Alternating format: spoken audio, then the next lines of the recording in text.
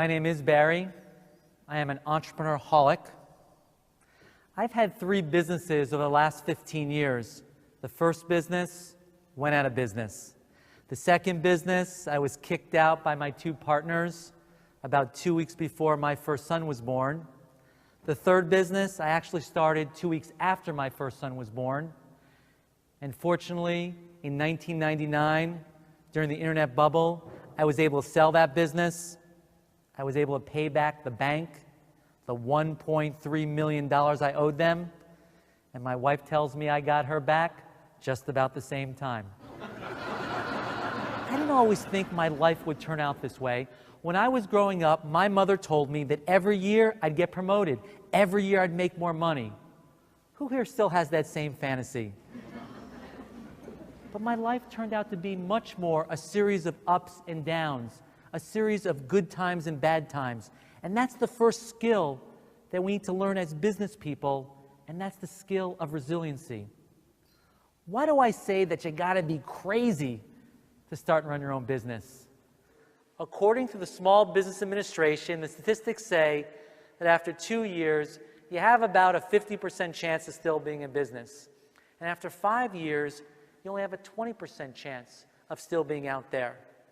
So why do so many of us start businesses?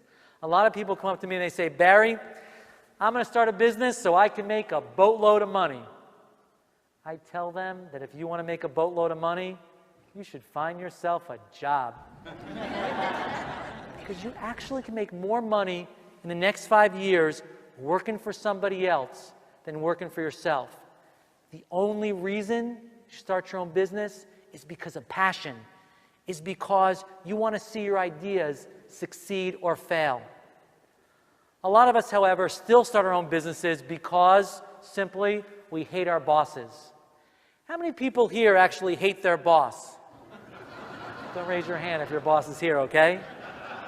When you have your own business, what you find out is you actually have more bosses. Your customers become your boss. Your vendors become your boss. Your employees become your boss. And pretty soon, it feels like you're trying to run your company in this teeny little car. You have all these bosses in there telling you what to do. You're trying to steer your business. You can't see where you're going. You keep hitting the potholes. You keep banging against the guardrails. And your only goal is to take your business off the side of the cliff. What's worse is that your spouse is actually in that car with you, except they're turned around in the back seat and blindfolded.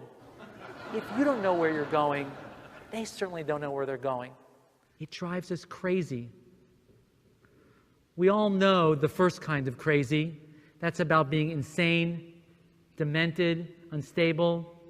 But I soon realized there's another kind of crazy. Crazy can be enthusiastic, intense, excited about what we do.